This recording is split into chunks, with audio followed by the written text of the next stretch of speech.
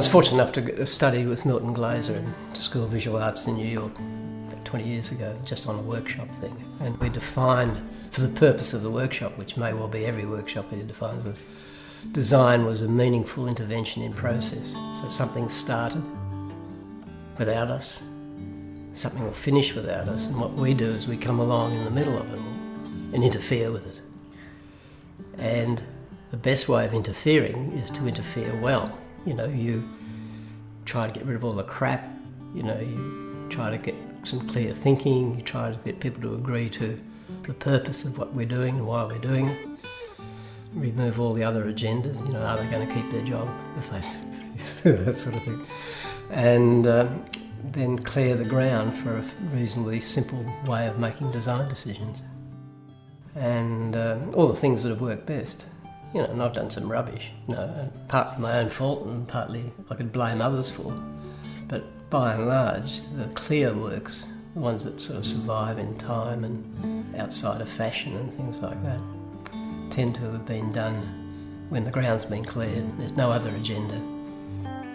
I think the interesting thing is that it's something that I still can find interest in doing something very simply as I can, even after 40 years now, whether that, or 50 years or however long it happens to have been, and whether that's because I'm a very simple person and easily entertained, or whether there's something, you know, fundamental about just doing it. I don't know. I wouldn't want to do it for big corporations anymore. And it's just a personal thing. And I really enjoy the people that I currently, well, mostly always work with. You know, it's about doing work for others, and the others are important. I've only ever worked, I mean, when I had jobs, they were all big companies. BHP, the biggest company in Australia then. The Australian Department of Trade is the government, and it's pretty big. The advertising agencies I worked at in those days, J. Walter Thompson's and USP Needham, were the biggest ones around. When I've had the consultancy, I've worked for large companies, large corporate design. I mean, I've done the corporate design for Yarra Valley Water and Main Logistics and Ansett, and they're all big. But always in them, the best work you could do would be for a single individual. So unless you're really working for the CEO of a company, it's going to be frustrating, because you're working for people who are second guessing all the time. They're looking after their own jobs, they're looking after a thing, they want to look good up there, and they want to look good below, you know, they're in that middle level thing. And I find that just an almost impossible way to work in terms of meeting my agenda, which is to do something very simply, very personally, and then get on to the next thing. I don't think there's any room for pretension in the business, to pretend to be something, to pretend to do that, to pretend to do it, because otherwise you end up with pretentious design if you do that. You know, the design won't look honest and it won't have any integrity. You have a responsibility not to be sort of dishonest about things. I think we have a responsibility to be clear about things, think about things. This is a good thing about the computer, is that you can get stuff visually to a level that you can edit yourself. In the early days of paper and cutting paper and specifying type and sending it out, you could never review your own work in time. And the thing would come out and think, oh shit, I know, I could have done it better, but you'd already spent a month cutting up bits of paper and doing it, you know, and you're committed to deadlines and things.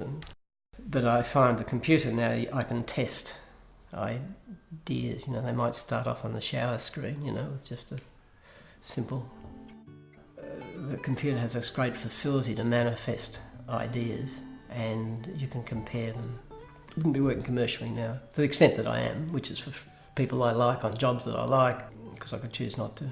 I find that a great joy, but I find the best thing about being able to is to self-edit before anyone else gets to it. That's terrific, you know.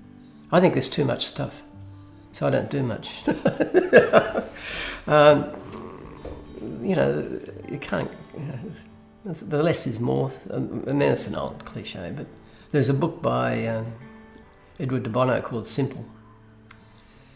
And he says that if you want to get things simple, and you have to put a high value on it. And most of our culture doesn't put a high value on simplicity. It puts a high value on other things. So there's usually too much of everything. Too much choice, too much, you know. And that seems to be self-perpetuating. I mean, it gets more and more and more.